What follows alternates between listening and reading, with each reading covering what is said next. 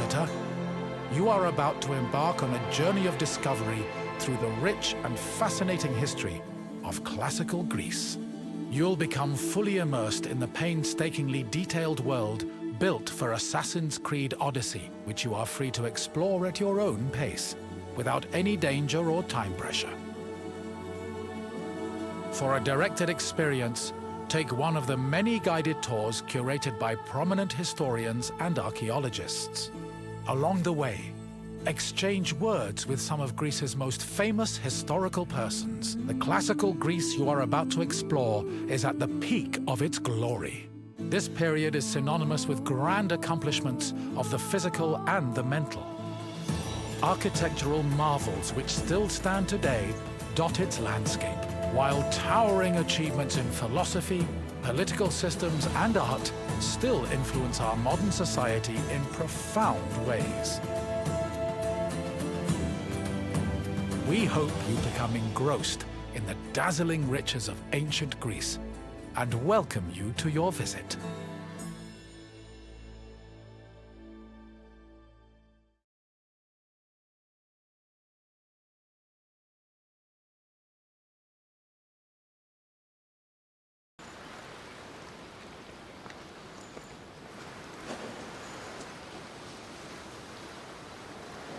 Welcome to Pylos, traveler. This area, along with the nearby island of Sphakteria, were important battlegrounds during the Peloponnesian War. My name is Herodotus, and I am a traveler from Halicarnassus. I retrace the cause of various events, such as wars and great calamities. I describe what I see and record what I'm told, all with the aim of providing a better understanding of why these things occur.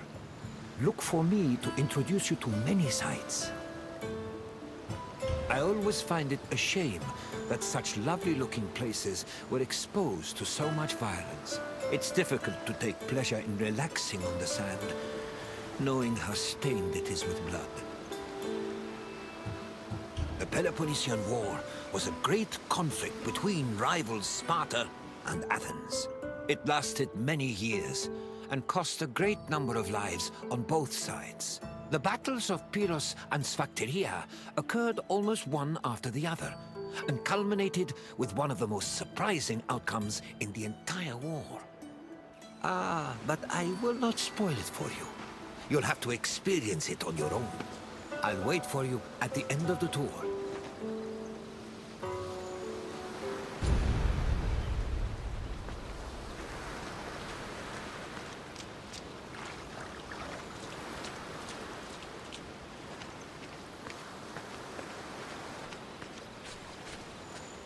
Since 431 BCE, the Peloponnesian War had been raging between Athens, Sparta, and their allies, with neither side gaining much ground. But in 425 BCE, an Athenian general named Demosthenes changed that. After a storm forced his fleet to stop in Pylos, Demosthenes realized a military presence in the area would give them an advantage against Sparta. Unfortunately, the fleet's strategists did not believe him, and left Demosthenes in Pylos with 5 triremes and 1,000 men. The Spartans, meanwhile, were too busy celebrating a religious festival to notice the enemy on their doorstep.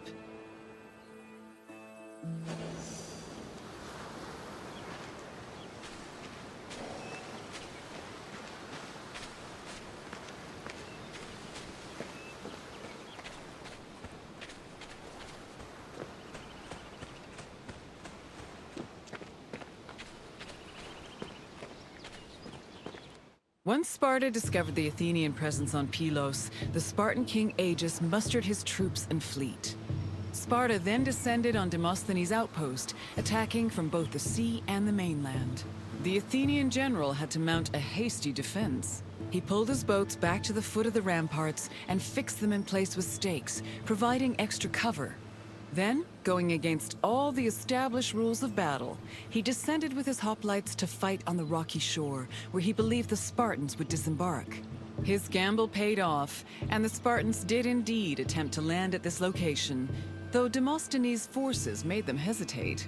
One of the Spartan leaders, Brasidas, decided to make the first move by ramming the rocks with his boat, exclaiming, "It's only a few planks." He paid for his actions when his shield slipped into the sea after descending from his boat, leaving him open to many blows.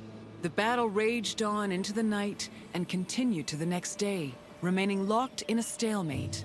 However, on the evening of the second day, Athenian reinforcements arrived.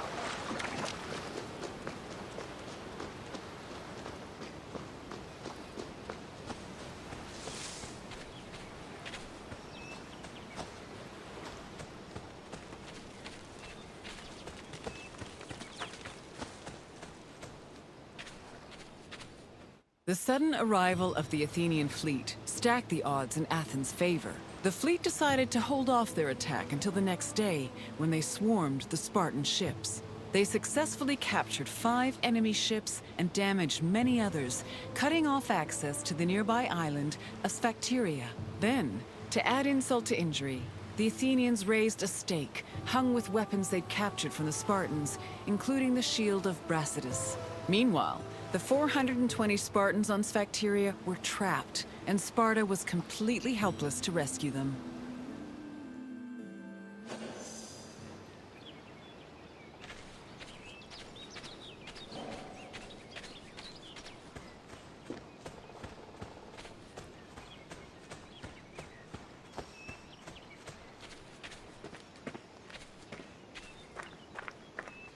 With 420 of their men trapped on Sphakteria, Sparta needed to reevaluate their position.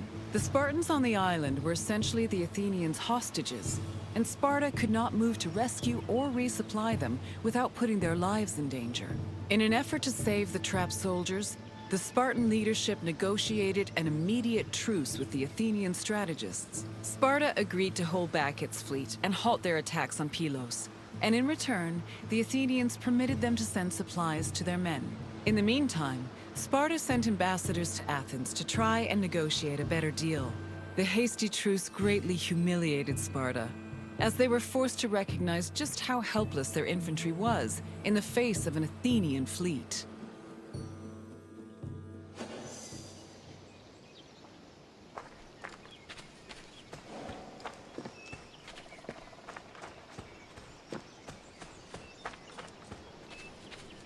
To bargain for the safety of their men, Sparta sent ambassadors to Athens to propose a cessation of hostilities. The ambassadors tried to emphasize that their situation was not a result of strategic incompetence or lack of strength, but rather plain bad luck.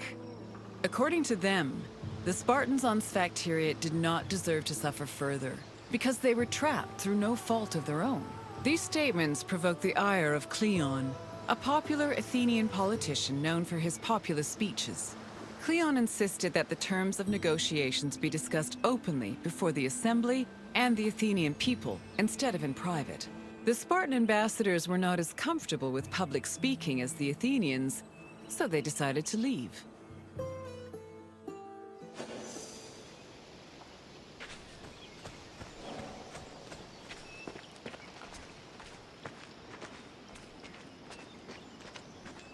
Following the failed attempts of the Spartan ambassadors, hostilities resumed. Back in Athens, Cleon took matters into his own hands. After being elected general, or strategos, he left to join the ongoing battle, accompanied by javelin-armed infantry and archers. With renewed strength and numbers, the Athenians landed on Sphakteria and engaged their enemy. The battle was hard fought, but they eventually managed to surround the remaining Spartans. It was then that Cleon invited the Spartans to surrender, as he hoped to return to Athens with prisoners. The Spartans were exhausted after spending 72 days on the island, so they accepted Cleon's offer and laid down their arms. A Spartan capitulation had previously been unheard of, and the news of their surrender echoed throughout Greece like thunder.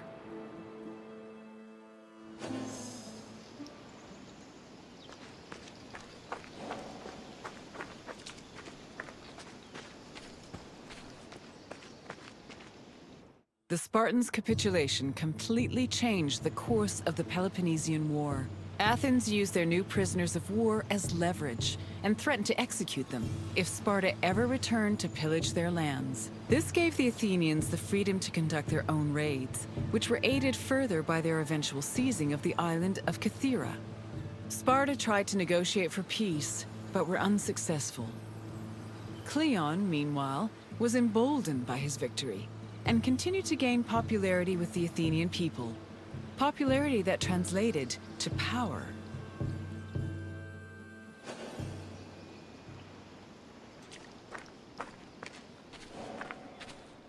I hope you enjoyed learning about the battles of Pylos and Sphakteria.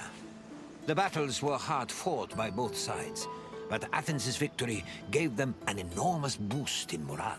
It encouraged them to be more aggressive, and it was some time before Sparta recovered from the aftershocks of their historic surrender. Now, is there anything else you'd like to do? I'm happy to oblige. Let's begin. Where were Demosthenes and his fleet forced to land during a storm?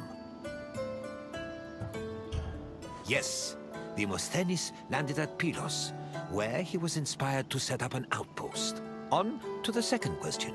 Which famous Athenian argued with the peace-seeking Spartan ambassadors? Correct. Cleon demanded the terms of the peace be discussed in front of the Athenian assembly, which greatly dissuaded the ambassadors. One last question. Which Spartan general rammed Pylos with his ship? Correct. Brasidas ordered his ship to ram the rocks and lost his shield in the process. You've passed the test. Well done, traveler.